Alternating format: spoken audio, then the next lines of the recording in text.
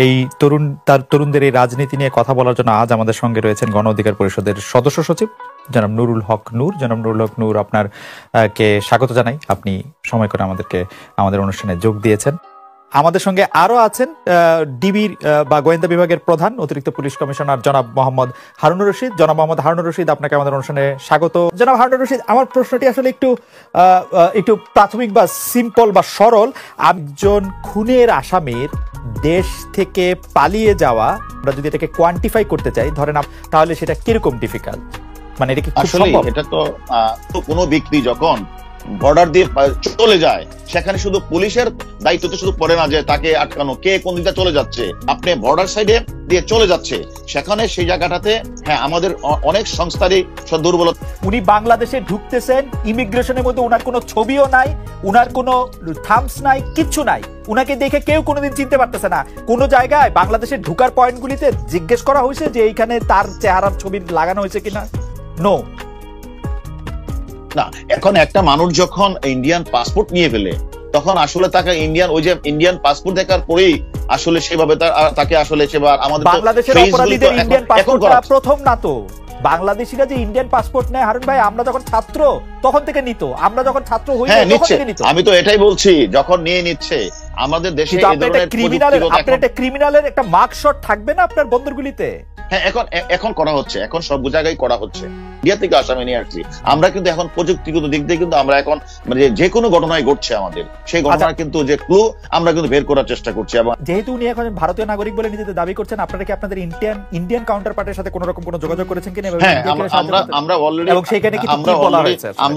আমরা already Indian পার্টির সাথে কথা বলেছি। আমরা অলরেডি আমাদের বাংলাদেশে ইউ এর যে অ্যাম্বাসেডার, তার সাথে আমি নিজে দেখা করেছি, এবং ইন্ডিয়ার প্রতিনিধি বাংলাদেশ তাদের সাথে কথা বলেছি। আর দেশের বাইরে আপনার জমি, জিরা, টাকা পয়সা, সম্পত্তি এগুলো কয়েকশো কোটি টাকা আছে। কেউ কেউ তো জোর দিয়ে বলেন মার্কিন যুক্তরাষ্ট্রে প্রায় 100 কোটি টাকা সম্পদ রয়েছে।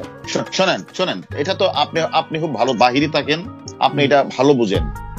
হারুনের ওয়াইফ মার্কিন যুক্তরাষ্ট্রে 1523 কোটি টাকা এফবিআই এর আটক। তাহলে মার্কিন যুক্তরাষ্ট্রে এফবিআই এর হাতে আটক হলে বাংলাদেশের কনসুলার, এম্বাসি থেকে শুরু করে বাংলাদেশের গোয়েন্দা কেউ জানবে না, শুধুমাত্র ওই লন্ডন ভিত্তিক একটা পত্রিকাই জানবে। আর আমার বিষয় এটা হলো একটা কথা। আরেকটা বিষয় হচ্ছে, সেখানে যদি তথ্য তার কারো থেকে থাকে, তারা স্পেসিফিক তো বলবে হারুনের আমেরিকাতে বা লন্ডনে ওই বাড়িটা হারুনের। আজ পর্যন্ত কি বলতে পারছে? কেউ বলতে পারে না। কিন্তু ধারণা, কিন্তু নাও এফবিআই এর হাতে আটক, এফবিআই টা কি এটাও জানে না। আর আটক হলে কি হয়, আমি হারুন বাংলাদেশের তথ্য জানবে না? তাহলে আমি হারুন বাংলাদেশে বিভিন্ন জায়গায় চাকরি করছি, যদি আমেরিকাতে 10 লক্ষ বাঙালি থাকে, একটা বাঙালি তো বলতে পারতো যে হারুন এই জায়গায় থাকে, এই বাড়িটা হারুনের। কেউ জানতে পারলো না। এইভাবে মন গড়া ভাবে অনেকে অনেক বক্তব্য দেয়। এই যেভাবে মন গড়া ভাবে বলে বেনজির সাহেবের সাথে আমার খুব দ্বন্দ্ব, যেভাবে বলে যে আমার বিভিন্ন বিষয়গুলিতে যখন আমি যখন দেখেন, আমি একটা কথা আপনাকে বলি, আপনার সাথে আমার কথা হয়েছে কিছুদিন আগে যে আমি হল্যান্ডে গেলাম। এই কথাটা একটু কাইন্ডলি শুনেন আপনি। কিছুদিন আগে হল্যান্ডে গেলাম, হল্যান্ড থেকে আমি কিন্তু জার্মানে বার্লিনে গেলাম। কত তারিখ? সেখানে 20 তারিখ গেলাম, 21 তারিখ আমি বার্লিনে গেলাম। সেখানে 19 তারিখে নিউজ আসলো যে হারুন মার্কিন যুক্তরাষ্ট্রের সম্পত্তি পাহারা দিচ্ছে। আপনার বিদেশে কোনো টাকা আছে কিনা? সৌদি আরব, মালয়েশিয়া, আমেরিকা, ইউরোপ? আমার টাকা যদি থাকেই আমি তো বলবোই আমার টাকা নাই। আমি আমার চাকরিকালীন সময়ে আমি কখনো কোনো বিষয়ে আমি আমার আইনকে প্রাধান্য দিয়েছি, আমার সিআরপিসি প্রাধান্য দিয়ে কাজ করেছি। আমি সাধারণ মানুষের পাশে কাজ করছি। আমাকে চলে যেতে হবে কেন? আমি আমার সঠিক কাজটাই করছি। সঠিক কাজটা করতে গিয়ে আমি সকলের মন জয় করতে পারি না। আমি হারুন আজকে 2001 সাল থেকে আপনি যেটা বলেছেন, আমি কেন আলোচনায় আসি, আমি 2001 সালে চাকরি করতে আসলাম। আসার পরে আমি হয়তো আমার ব্যক্তি জীবনে, আপনি জানেন আমি ছাত্র জীবনে সবাই কোনো না কোনো দল করতেই পারে, আমি একটা দলের সাথে সম্পৃক্ত ছিলাম।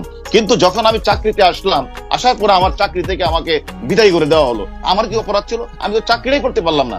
আমি 2008 সালে আবার চাকরিতে আসার পরে আমি ঢাকা শহরে যতগুলি গুরুত্বপূর্ণ ঘটনা আছে, প্রত্যেকটি ঘটনার সাথে কোনো না কোনো আমি কাজ করেছি। কাজ করার কারণে আমি বিভিন্ন জায়গায় আমি আমার অবস্থান পরিষ্কার করেছি। আমি সাধারণ মানুষ, আমি খেতে খাওয়া মানুষ, আমার বাড়ি হলো গ্রামে, আমি হাওড় থেকে এসেছি। যেহেতু হাওড় থেকে এসেছি, আমি হাওড়ের জীবনযাত্রার সময় অবগত আছে। আমি প্রত্যেকটা গরিব মানুষ থেকে শুরু করে সকলের সাথে আমি মিশি এবং আমি আমার কথাগুলি পরিষ্কারভাবে কথা বলি, যার কারণে যত বড় ঘটনা ঘটে প্রত্যেকটি ঘটনার সাথে আমি সম্পৃক্ত হই এবং আমি কাজ করার চেষ্টা করি। সে কাজটা করতে গিয়ে আমি অনেকেরই উপকার করেছি, আবার অনেক সময় কারো উপকার করতে গিয়ে আবার কারো ক্ষতিও হয়েছে। এবং এমনও আছে 30 বছর 40 বছরের ঘটনা যেগুলো নিষ্পত্তি হচ্ছে না, আমি সেই ঘটনাগুলো নিষ্পত্তি করার চেষ্টা করেছি। এমন সাবরিনা থেকে শুরু করে এমন শত শত ঘটনা আছে যে ঘটনাগুলি আমি কাজ করতে গিয়ে আমি সে কাজগুলি করেছি। এবং করার কারণে সকল মানুষ আমার পক্ষে তো থাকবে না, তাহলে যে কাজ করে না তার কোনো শত্রু নেই। আমি মনে করি পুলিশে অনেকে কাজ করে, পুলিশে যারাই কাজ করেছে আমি শুধু একটা মানে আপনি কি বলতে চান যে মানে বলতে চান মানে এটা কেমন কথা হলো, আপনার ব্যাচের মধ্যে আপনি শুধু কাজ করছেন বা বেশি কাজ করছেন? এটা অনেকে আছে ইন্ট্রোভার্ট, অনেকে এক্সট্রোভার্ট। আমি একদিকে আমি পুলিশ সার্ভিসের জেনারেল সেক্রেটারি ছিলাম, আমি আমার জেলার আমি প্রেসিডেন্ট ছিলাম অনেক, যার কারণে আমাকে হয়তো অন্যান্য অফিসারের চেয়ে হয়তো বিদ্যমান রাষ্ট্রপতি, ওনার বাড়ি হলো আমার গ্রামের পাশের গ্রাম। ওনাকে আমরা বারবার ভোট দিয়ে নির্বাচিত করি। উনি পাশে একজন এমপি, উনি আমার কাছে রাষ্ট্রপতি না, উনি আমার কাছে আমার একজন প্রতিবেশী, উনি আমার কাছে একজন এমপি, উনি আমার কাছে আমার অভিভাবক। সে অভিভাবক হিসাবে উনি আমাদেরকে চিনে, এই চিনাটা তো কোনো অপরাধ না। উনি আমাকে চিনে, আমাদেরকে এলাকার ওনার একজন ভোটার হিসাবে উনি আমাকে চিনেন, আমাদের বাড়ি ঘরের সবাইকে চিনেন। সেই হিসাবে যেটুকু যদি একটা রাষ্ট্রপতির বাড়ি যদি রাজশাহী হতো, একটা রাষ্ট্রপতির বাড়ি যদি সিলেট হতো, সেটা আমার সাথে তো অয়েল কানেকশন হতো না।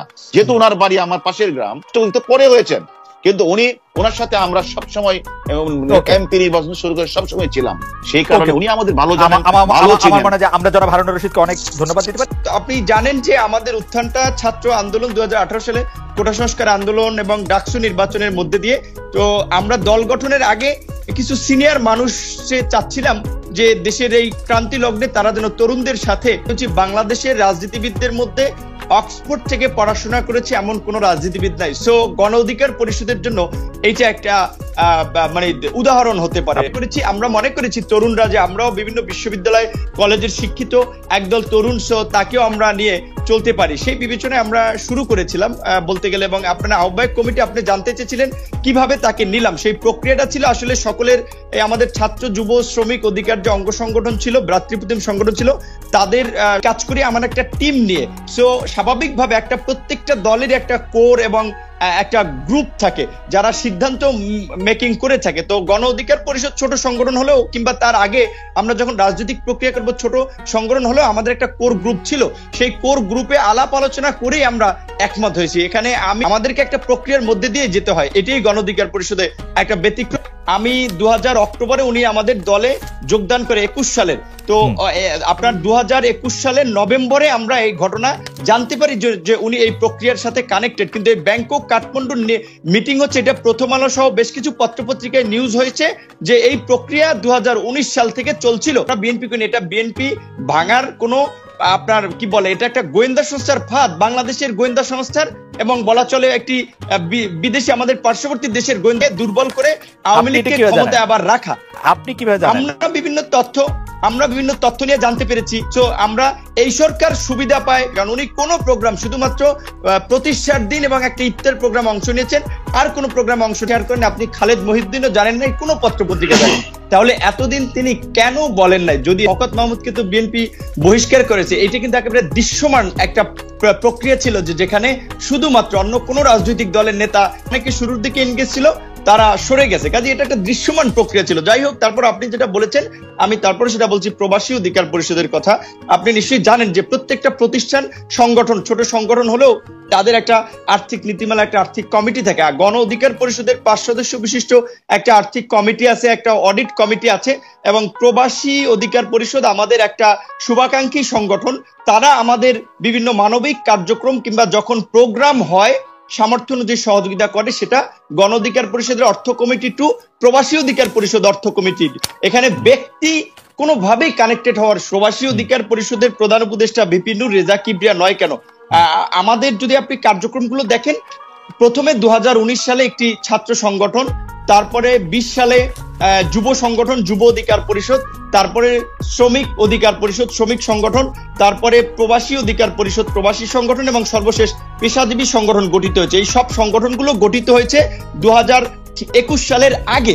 তখন আমি 2021 সালের 27শে মার্চ আমি ছাত্র যুব শ্রমিক পেশাজীবী অধিকার পরিষদের সমন্বয়কারী হিসেবে আমি দায়িত্ব পাই 2021 সালের 27শে মার্চ, এবং প্রবাসী অধিকার পরিষদের তার আগে থেকে প্রধান উপদেষ্টা ছিলাম। রেজা কিবরিয়া আমাদের সাথে যুক্ত হয়েছেন 2021 সালের 26শে অক্টোবর দল ঘোষণার পর। তো এই ছাত্র যুব শ্রমিকের যে আমি সমন্বয় কিংবা প্রবাসী অধিকার পরিষদের প্রধান উপদেষ্টা, এটি কিন্তু আগে থেকেই চলে আসছিল। তারপরেও আমি রাজনৈতিক দলের সদস্য সচিব হওয়ার পরে ছাত্র যুব শ্রমিক আমাদের অঙ্গ সংগঠনগুলো পরিচালনায় 5 সদস্য বিশিষ্ট উপদেষ্টা, প্রবাসী অধিকার পরিষদের 10 সদস্য বিশিষ্ট উপদেষ্টা করে দিয়েছি। তারা আমাকে প্রধান উপদেষ্টা হিসেবে সম্মানিত করেছে, ওই সংগঠনের প্রতিষ্ঠাতা সংগঠকদের একজন, যেটা শুরু থেকে আমি ছিলাম, এটাই। আর এর বাইরে কোনো না। রাজনৈতিক দলের নির্বাচন কমিশনের বিধিমালা অনুযায়ী প্রবাসী কোনো অঙ্গ সংগঠন থাকতে পারবে না। সেই বিবেচনায় তারা, যেহেতু আমি আগে থেকে ছিলাম, আমাকে রেখেছে। রেজা কিবরিয়া আমাকে দুজনকে রাখেনি যাতে নিবন্ধন পেতে কোনো ঝামেলা না হয়। আপনি প্রবাস থেকে কি পরিমাণ টাকা পেয়েছেন গণ অধিকার পরিষদের জন্য? সেটা আমাদের অর্থ কমিটি এবং অডিট কমিটি বলতে পারবে, কারণ এটা তো আমি জানি না, অর্থ কমিটি এবং অডিট কমিটি বলতে পারবে। আচ্ছা, আপনি কি এরকম একটি অভিযোগ আছে যে এই যে কথিত এজেন্ট, বিদেশি এজেন্ট, যেসব অভিযোগ আপনি এনেছেন, মাসুদ করিম বা এনায়েত করিমের সাথে আপনার আগে পরিচয় হয়েছে না রেজা কিবরিয়ার আগে পরিচয় হয়েছে? কারণ কি, আমি কেন এই প্রশ্নটি তুলছি, আপনি এখন যে মাসুদ করিমের সাথে রেজা কিবরিয়ার সখ্য, লেনদেন ও ষড়যন্ত্রের কথা তুলছেন, তা আপনি আসলে অনেক আগে থেকে জানেন, কিন্তু আপনি এ নিয়ে চুপ ছিলেন। আপনার মোসাদের কানেকশন নিয়ে প্রশ্ন করার কারণে কি আপনি এই বিষয়ে প্রশ্ন তুলছেন কিনা এখন? নো খালেদ ভাই, আপনি আমাদের অবস্থান পরিষ্কার দেখেন। 18 তারিখ রাতে সমকালে নিউজ হয়েছে, সেখানে স্পষ্ট হয়েছে যে 18 তারিখ রেজা কিবরিয়ার বাসার ছাদে মিটিং হয়েছে, সেখানে রেজা কিবরিয়া যে কোনো মুহূর্তে অপসারণ হতে পারে কাউন্সিলের মাধ্যমে। এই বিষয়টা 18 তারিখ নিউজ হয়েছে, কারণ সে মিটিং এর বরাত দিয়ে, সেই মিটিং এর এজেন্ডাই ছিল রেজা কিবরিয়া কেন দলীয় প্রোগ্রামে না থেকে এই গোয়েন্দা সংস্থার ফাঁদের প্রোগ্রামে যাচ্ছে নিয়মিত। সো এই অভিযোগটা তো আগে থেকে আসছে এবং প্রোগ্রামটা দৃশ্যমান আগে ছিল। আমি কোনো নতুন অভিযোগ দেইনি এবং আমার ব্যক্তিগত কোনো অভিযোগ নেই, এটা দলের নেতা কর্মীদের অভিযোগ। এবং বিএনপি এ কারণে শওকত মাহমুদ সাহেবকে বহিষ্কারও করেছে।